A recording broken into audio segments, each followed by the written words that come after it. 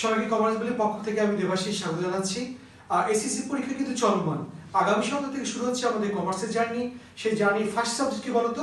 Finance. হ্যাঁ, আজ আমি হাজির হয়েছি ফাইন্যান্সের কিছু বিষয় আলোচনা করার জন্য, যে চ্যাপ্টারগুলো পড়লে আমরা কিন্তু অবশ্যই A+ পেয়ে যাব। তো আর দেরি না করে আমরা চলে যাচ্ছি আমাদের স্মার্ট বোর্ডে।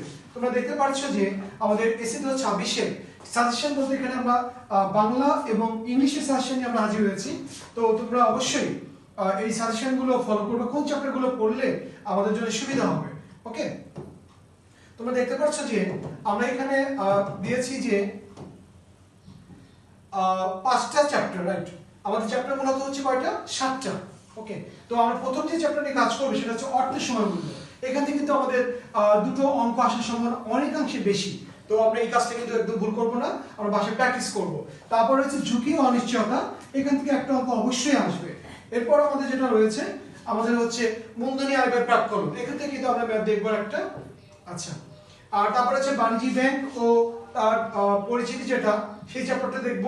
আর আমাদের ব্যাংকের আমানত সমূহ। হ্যাঁ, তারপরে কি দাঁড়ালো, আমরা এখানে আমাদের এখান থেকে দুটো ম্যাথ আসতে পারে, এখান থেকে একটা, এখান থেকে একটা, অর্থাৎ ম্যাথ রিলেটেড সাবজেক্ট কয়টা? তিনটা থেকে আমরা তিনটে দেওয়ার চেষ্টা করব। আর আমরা ব্যাংকিং সেক্টর থেকে দেবো 2টা। তো আমাদের একটু সাবজেক্ট দেখে নিই আমরা। আমাদের সিকিউ আসবে মোটামুটি হচ্ছে 8টা আসবে সম্ভবত। তো আমাদের ক বিভাগ থেকে, অর্থাৎ ক বিভাগ থেকে আমরা দিব 2টো, আর খ বিভাগ থেকে 2টো। ক এবং খ বিভাগ থেকে যে কোনো আমরা একটা অ্যাড করতে পারবো, অর্থাৎ মোট 5টা আমাদের অ্যান্সার দিতে হবে সিকিউ। তো সেক্ষেত্রে আমরা যে কাজটা করতে পারি, আমরা অবশ্যই আমাদের ম্যাথ রিলেটেড যে চ্যাপ্টারগুলো রয়েছে, বিশেষ করে অধ্যায় 4, অধ্যায় 5 এবং অধ্যায় 6, এই তিনটে থেকে অবশ্যই আমরা ম্যাথ দিব। পাশাপাশি এই দুটো চ্যাপ্টার থেকে বাণিজ্যিক ব্যাংক এবং ব্যাংকের আমানত, এখান থেকে আর দুটো সিকিউ দিব। তাহলে কিন্তু আমাদের অবশ্যই 5 পেয়ে যাব। আর বাকি রুলসগুলো নিয়ে তোমাদের দেখাবো আজকে। সেটা হচ্ছে যে আমাদের এই টাইম ভ্যালু অফ মানি ক্ষেত্রে অনেক সময় দেখা যায় যে আমাদের রুলসগুলো ভুলে যায়, কখন এফবি হবে আর কখন পিবি হবে, আমরা কিন্তু একটু জাস্টিফিকেশন প্রবলেম হতে পারে। তার জন্য আজকে আমাদের এই রুলসগুলো আমরা একটু দেওয়ার চেষ্টা করেছি, একটু যেটা দেখে নিই। প্রথমটা হচ্ছে আমাদের প্রেজেন্ট ভ্যালু। সবাই আমরা জানি কি প্রেজেন্ট ভ্যালু কিন্তু দুটো সূত্র রয়েছে।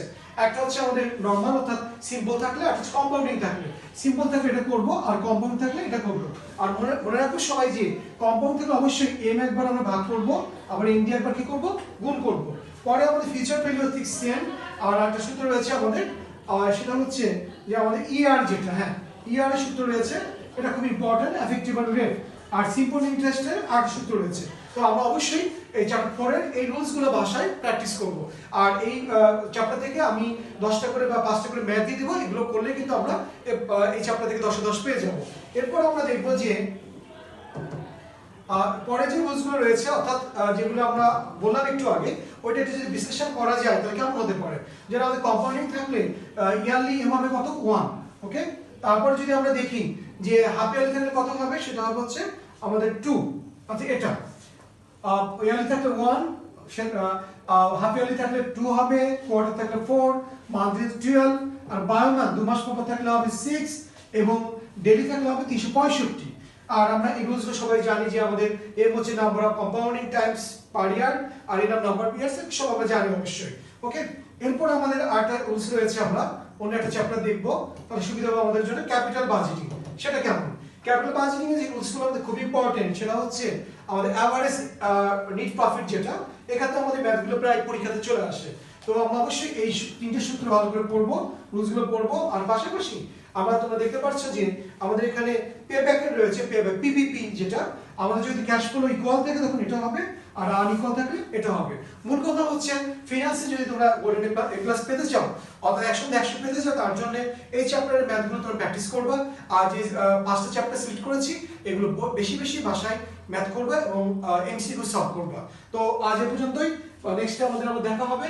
এ পর্যন্ত ভালো থাকি, আর সবাইকে থ্যাংক ইউ ভেরি মাচ। পরবর্তী ক্লাস দেখার জন্য অনুরোধ জানাচ্ছি। ধন্যবাদ সবাইকে।